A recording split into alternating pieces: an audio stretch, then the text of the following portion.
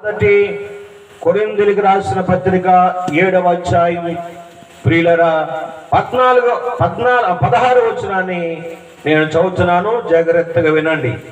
16 వచనం, ఓ స్త్రీ, నీ భర్తను రక్షించదువో లేదో నీకేమి తెలియను? ఓ పురుషుడా, నీ భార్యను రక్షించదువో లేదో నీకేమి తెలియను? ఇక్కడ రాయబడిన విషయాల్లో, ఓ స్త్రీ, నీ భర్తను రక్షించదువో లేదో నీకేమి తెలియను? ఓ పురుషుడా, నీ భార్యను రక్షించదువో లేదో నీకేమీ తెలియదు.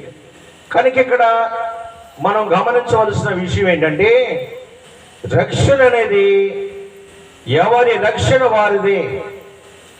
ప్రియులరా, భర్త రక్షణ అంటాను, భర్తదనండి. భర్త రక్షణ భర్తది, చెప్పండి. భార్య రక్షణ భార్యది.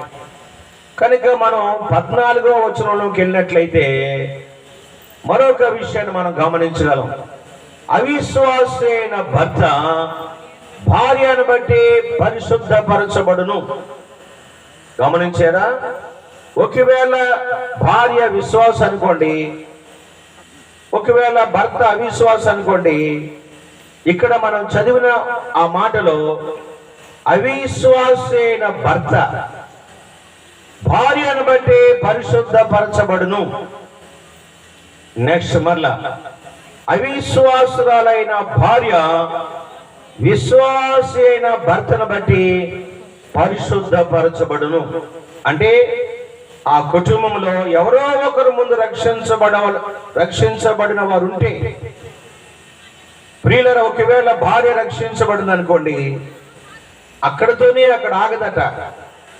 అవిశ్వాస అయినటువంటి భర్త కూడా రక్షణలోనికి రావడానికి అవకాశం ఉంది.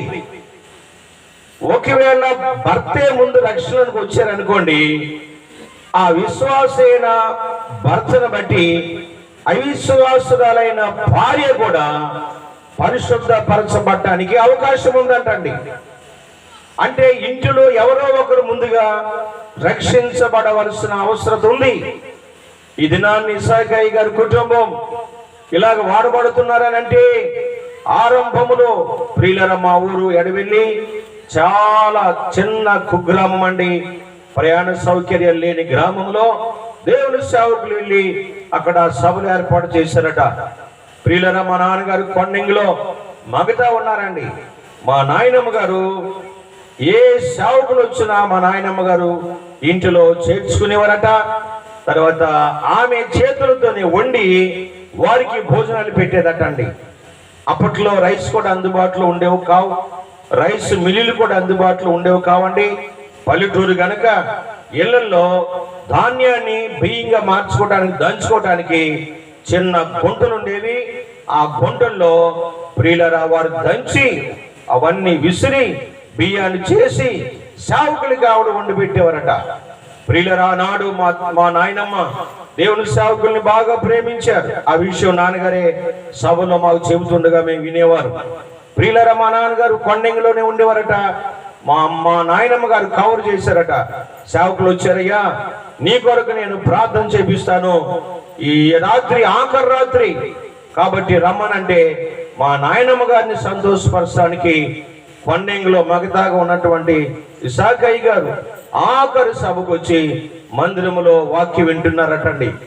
అమ్మ ఆహ్వానాన్ని ఆయన మన్నించారు, వచ్చారు. ఆ రాత్రి దేవుని సేవకులు ఆ సిఎస్ఐ గుళ్ళో వాక్యం బోధిస్తున్నారంటండి. ప్రియులరా, వాక్యం బోధిస్తుంటుండగానే ఆ రాత్రి నా తండ్రి గారి హృదయాన్ని ప్రభు తెరిచాడు.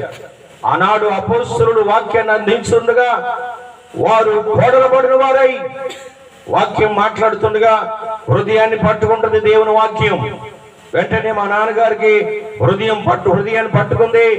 పశ్చాత్తాపడి ఎక్కెక్కి దైవ చిత్తానుసారమైన దుఃఖం, ప్రియుల రక్షణార్థమైన మారు మనసు వస్తుందటండి. అలాగే కొన్ని దినాలు ప్రార్థనలో ఉండిపోయారు. ఆ తదుపరి చాలా వాగ్దానాలు, దర్శనాలు పొందారు. ఆ ప్రకారంగా ఆయన పరిచర్యకు వచ్చారు. ఎంతటి గొప్ప రక్షణ మా కుటుంబానికి రావడానికి గల ప్రప్రదమైన కారణం మా నాయనమ్మ గారి ద్వారా మా నాన్నగారు రక్షణలోకి వచ్చారండి. ఆయన ద్వారా వారి కుటుంబ సభ్యులందరూ కూడా రక్షణలోకి వచ్చారు. ఒక ఆయన తప్ప మిగిలిన వారు పరిచర్య కొరకై నియమించబడ్డారండి. వారి కడుపున పుట్టిన బిడ్డలను కూడా మేము రక్షణలోనికి రావడానికి కారణమైంది. ఆ తదుపరి మా కడుపున పుట్టిన బిడ్డలు కూడా రక్షణలోనికి రావడానికి దేవుడు చక్కటి అవకాశం ఇచ్చారు. ఏదైనా దీపం వెలిగించబడిందంటే ఆ ఇంటి వారందరికీ వెలుగుమయముగా మార్చబడాలి. మా నాయనమ్మ గారు వెలిగించబడిన దివిటి మా కుటుంబ సభ్యులందరూ కూడా వెలుగులోనికి రావడానికి కారణమైందండి. ఓ స్త్రీ, నీ భర్తను రక్షించదో లేదు నీకేం తెలియదు. మా తాతయ్య గారు ప్రార్థన అంటే ఇష్టం ఉండేది కదట. సేవకులు కనుక ఏదన్నా ఇంటికి తీసుకొచ్చి భోజనాలు పెడితే మా నాయనమ్మ గారిని తిట్టేవారటండి. మా నాయనమ్మ గారు అనేవారట, నీకు తెలియదు, నేను కూర్చో, సేవకులు విలువ నీకేం తెలుసు, కూర్చో అని చెప్పి మా నాయనమ్మ గారు మా తాతయ్య గారి గురించి కూడా ప్రార్థన చేస్తే ఆఖరికి ఆయన కూడా రక్షణలోకి వచ్చారండి. కాబట్టి ఈ రాత్రికాల సమయంలో దేవునికి వాక్యము చేత హెచ్చరించబడుచున్నటువంటి సహోదరి సహోదరుడా, నీ ఇంటికి రక్షణ భాగ్యం ఉందా? నీ ఇంటిలో ఎన్ని దీపాలు వెలిగించబడ్డాయి? వెలిగించబడిన దివిటీల ద్వారా ఆ ఇంటికి ఏమైనా రక్షణ కనబడుతుందా?